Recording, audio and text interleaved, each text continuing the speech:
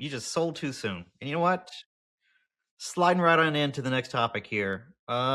Look, whether you guys are a reseller, investor, collector, whatever you are, you're always going to sell too soon. If you sell before you're on your deathbed, you're selling too soon. If you sell before you die.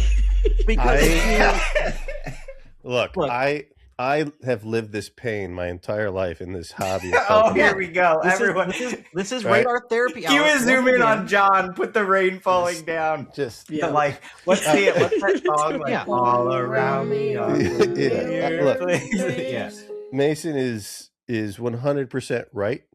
But I also have multiple personalities, so he's gonna talk in circles for 5. I'm gonna talk in circles here. This is gonna get us nowhere.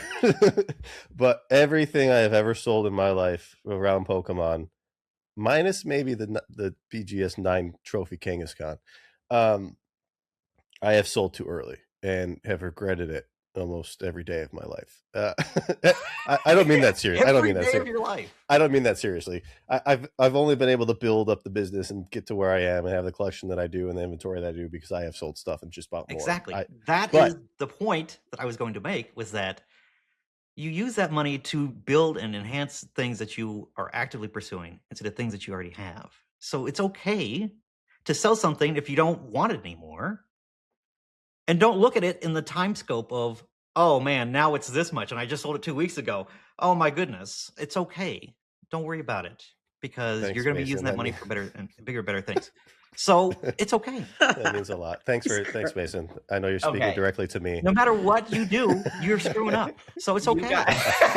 You guys are so wrong. That it's crazy to me. Okay. No, we're sell everything, gang. Come on, listen. Come on. That is only true if Pokemon goes up forever. Like, okay, Mason, let's take what you just said, that you will always sell too soon. Yes. Let's apply that to people in the tulip bubble. No.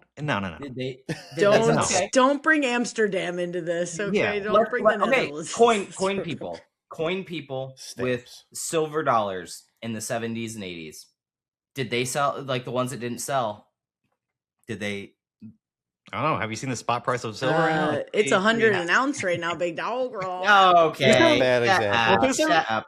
No. You know exactly what I'm saying, right? The ones that sold didn't sell too soon. They sold at the appropriate time and got rewarded for it. Like the whole like you sold too soon only exists if the market keeps growing, right? It has to keep growing, has to keep getting interest. It just so happens that we are living in a time period where we were in a hobby that is going to end up being arguably the largest hobby on the planet in terms of collectibles in our lifetime. That is a coincidence, not a byproduct of our intelligence. Like that, the fact that had, like, it easily could have turned at any different point against us. Like, there were a lot of people going into COVID that believed the market was going to come down and that things were going to go down.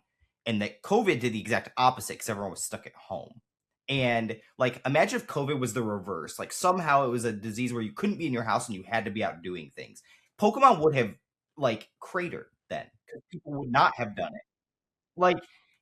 Like all I'm saying is the whole like, oh, you sold too soon. Like that's a fallacy that like people like the reality is if you make money on it, you didn't sell too soon. If you hit the metric, you hit the metric, dog. Like you didn't get your ass kicked on those base setbacks. Like the people that hold forever waiting for the next gain are so suboptimal in their gains because they're waiting for, you know, I need to get my 10x instead of my 9x when they could have gotten their 9x and then went and got something else that did 5x and been way ahead. But they don't. They like try to squeeze out.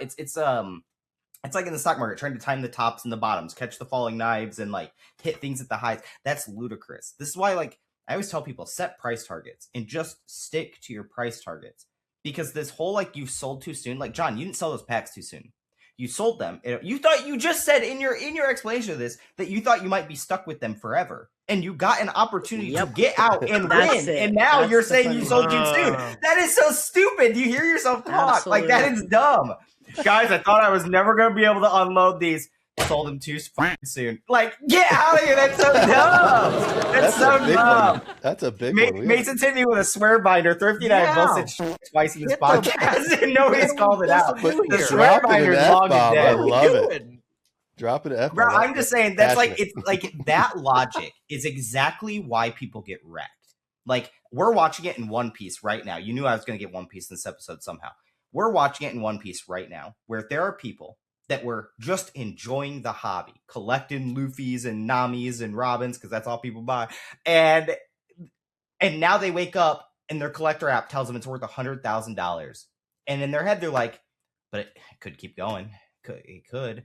And then they're going to wake up 6 months from now, or a year from now, or 5 years from now, or whenever it is, because it always could keep going, and it's going to be less. And then they're going to ask themselves, why didn't I sell? And you guys know better than this. You saw it post-COVID, 2022, the amount of people that said, why didn't I sell this thing? Why, John, us in Naruto boxes, we still both have Naruto boxes, and we have both said, why didn't I sell this thing? Guess what?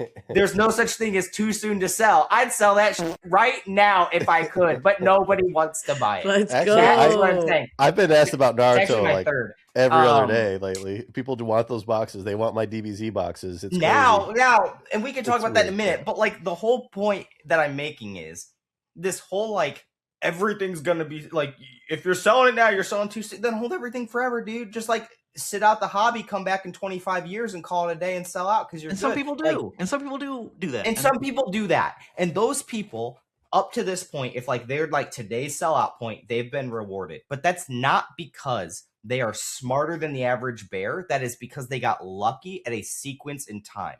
And that will not last forever. Like, could it last our lifetimes? Maybe. Absolutely. I'm not going to be ignorant enough to say whether I know it's going to go up or down. But I know that there will be a point in time where the average thing in Pokemon's line is going sideways or down. At some point in history, it will happen. And like, this is like, you see like stock analysts that tell you like, oh, if they know if a stock's going to go up or if they know if it's going to go down. That is crazy talk. Like, I know something's going to double when me or John decides to sell it. That's how I know it's going to double. I'm the Jim Cramer of Pokemon. That's where I'm at. I know you guys are like memeing with me, but like I hear this all the time, and it really does get me riled up because there's so many people out there that like what their collection has turned into is life changing for them, but they get so but they won't sell it. Like every person telling them it's gonna keep going, dude. It's gonna keep going. Like I will give you an example of this from me. In 2020, I had a first ed Charizard in 9. They hit 35,000. Mine was a rather weak 9.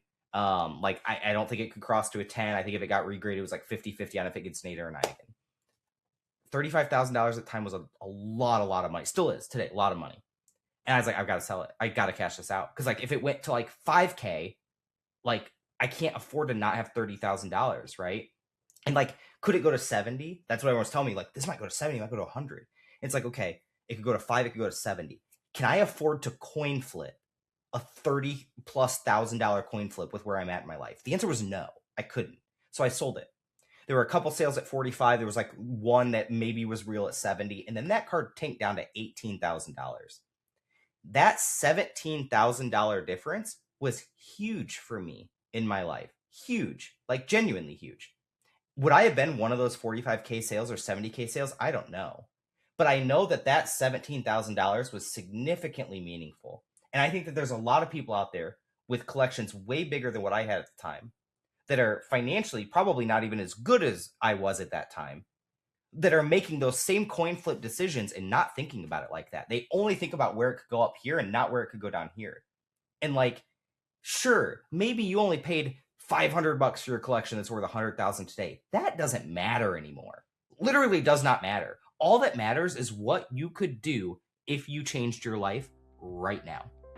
And if everyone wakes up on the same day and says, I want to change my life today, guess what? Nobody's changing their lives because you're going to watch that shit hit bricks real fast.